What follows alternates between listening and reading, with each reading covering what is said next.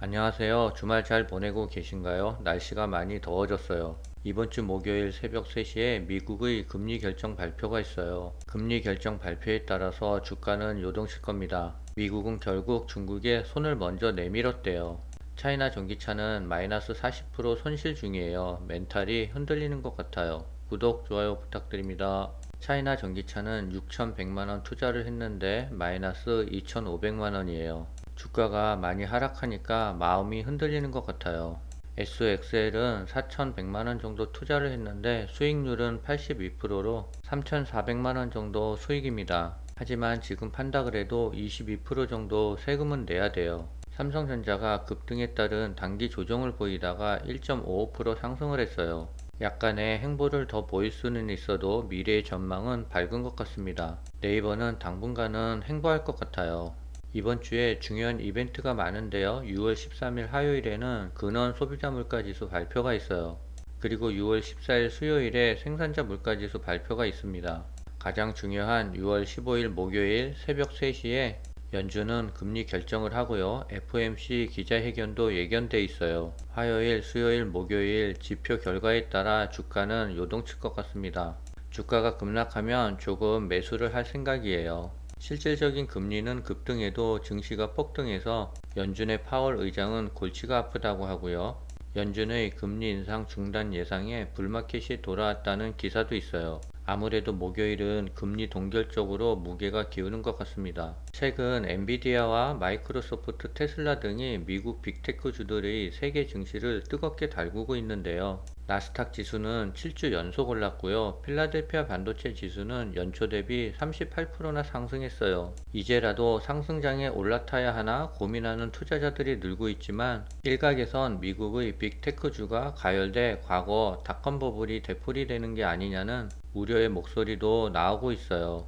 김남기 미래에셋 자산운용 ETF 운영부분 대표는 지난 인터뷰에서 미국 테크주는 장기적으로 봤을 때 여전히 사 모아야 할 시점이라고 말했어요. 그는 최근 챗 GPT 영향으로 핵심 산업으로 급부상하고 있는 인공지능 산업에서 글로벌 선두의 미국 초대형 정보기술 기업들이 자리 잡고 있다며 AI 자체가 매우 높은 진입 장벽이 존재하고 막대한 연구개발 비용과 시간을 요구하기 때문에 이들의 독주가 당분간 계속될 가능성이 높다라고 설명했어요. 차이나 전기차가 만원도 깨지고 더 밑으로 하락을 했어요.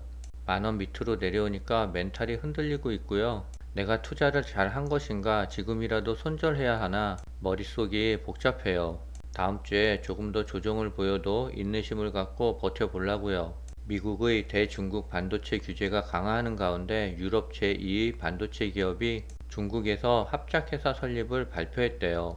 8일 홍콩 사우스차이나 모닝포스트에 따르면 스위스 이탈리아 기업인 STM과 중국 사망강대는 전날 중국 주요 제조 허브인 충칭에 4조 1,900억 원 규모의 반도체 합작 벤처 설립에 합의를 했다고 발표를 했어요. 미국에서 동맹국들에게 대중 반도체 규제 독려를 많이 하고 있지만 유럽은 각자 실리를 찾아가는 것 같아요. 미국 경제는 중국에서 디커플링을 추구하는 게 아니라 디리스킹을 추구한다라는 기사가 나왔어요. 제이크 설러반 미국 백악관 국가안보 보조관이 6월 4일 CNN에 출연해서 한 발표래요. 디커플링에서 디리스킹으로 미국이 중국에 대한 전략 기조를 전환한다고 공식화했대요. 디커플링이 기존의 글로벌 공급망에서 중국을 완전히 배제하는 개념이라면 최근 강조하고 있는 디리스킹은 위험 요인을 제거하는 데 초점을 맞췄다는 전략이에요. 중국과의 공생은 이어가되 안보에 영향을 줄 수 있는 핵심 부분에 대해서는 배제하겠다는 것이래요. 백악관 보좌관은 디리스킹 전략에 대해 청정 에너지 기술이나 반도체와 같은 핵심적인 산업과 관련해 탄력성 있는 공급망을 확보해 한 국가에만 의존하지 않는다는 것을 의미한다라고 설명했어요. 옐런 장관도 오늘날 미중 관계는 명백한 긴장 국면에 있다면서도 중국의 경제 성장이 미국의 경제적 리더십과 양립하지 못할 이유가 없다라고 강조했고요. 옐런 장관이 언급한 디리스킹 전략은 명확하대요. 미국과 중국의 경제가 밀접하게 연결되어 있는 만큼 두 경제를 완전히 분리하는 것은 세계를 불안정하게 만드는 요소가 될 것이라고 말했어요. 설리번 보좌관은 옐런 장관의 설명과 일맥상통한다라고 말했고요. 그는 향후 미국 정부 인사들이 중국 측 카운터 파트너와 계속 만날 것이고 바이든 대통령도 언젠가 다시 시진핑 국가 주석을 만나게 될 것이라고 강조했어요. 미국은 내년에 대선이 있어요. 바이든이 빨리 재선을 하기 위해서는 물가를 안정시켜야 되고 금리도 인하시켜야 돼요. 그러기 위해서는 중국의 도움이 필요해요. 그래서 미국이 중국에 손을 내민 만큼 첨예한 양국 사이의 갈등이 완화될 것이라는 기대감이 또 커지고 있어요. 하반기에 미국 중국 갈등이 다소 완화된다면 중국 경제의 정상화가 가시화되면서 중국은 물론 미국 등 글로벌 경제에 긍정적인 영향을 미칠 것이라는 예상을 하고 있습니다. 중국 경제의 회복 속도가 느려지면서 정책 입안자들이 경기 회복을 위한 조치를 취할 것이라는 전망이 제기되고 있어요. 중국 상무부는 자동차나 가정용 가구 등 대형 소비재의 수요가 줄어들자 자동차 구매에 대한 지원 정책을 강화하고 차량 소비 촉진을 위한 정책을 발표했대요. 토니 블링컨 미국 국무장관은 이르면 다음 주 중국 방문할 예정이고요. 양국 간 지정학적 긴장감이 완화될 수 있다는 기대감도 커지고 있대요. 미국과 중국의 긴장감이 빨리 좀 완화돼서 차이나 전기차 주가가 상승을 했으면 좋겠어요. 일본 경제신문은 10일 볼보가 올해 하반기 출시해 해외로 수출할 예정인 신형 순수 전기차를 중국에서 생산하기로 했대요. 이 보도에 따르면 여기서 생산한 차종은 유럽과 일본 시장에서 팔게 될 것이라고 하고요. 전 세계에서 팔리는 차가 중국산이라는 의미래요.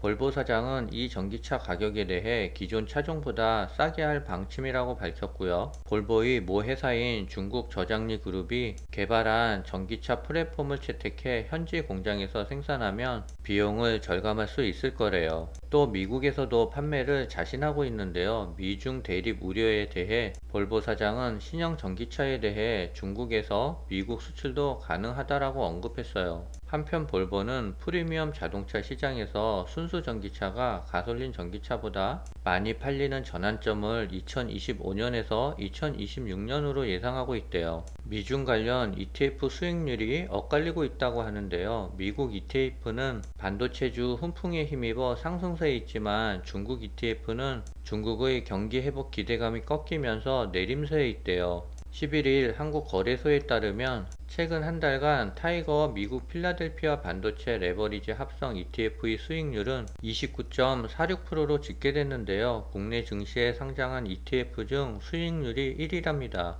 반면 중국 관련 ETF는 하락세인데요. AC 중국 본토 레버리지 합성 ETF는 20% 하락했으며 국내 상장 ETF 중 가장 저조한 수익률을 기록했대요. 차이나 전기차는 마이너스 16.69%로 중국 관련 ETF가 수익률 하위권을 싹쓸이했대요. 이는 중국 경제 성장률이 예상보다 부진하면서 경제활동 재개 기대감이 줄어들었기 때문이라고 해석하고 있어요. 실제 중국 국가통계국이 발표한 5월 제조업 PMI 지수는 48.8로 3개월 연속 감소 중이라고 해요. PMI가 50이 이상 되면 경기 확장 국면이라고 하고요. 50 미만이면 경기 위축을 뜻한대요. 다만 개인 투자자의 투자 수요는 미국보다 중국 ETF로 향하는 분위기인데요. 증권가에서도 불확실성은 남아있지만 중국 경기가 향후 회복세를 띨 것으로 전망하는 분위기래요. 김인식 IBK 투자증권연구원은 단기 불확실성에도 중국 정부 주도하의 경기 개선 효과로 중국 홍콩 모멘텀이 형성될 수 있을 것이라고 전망했어요.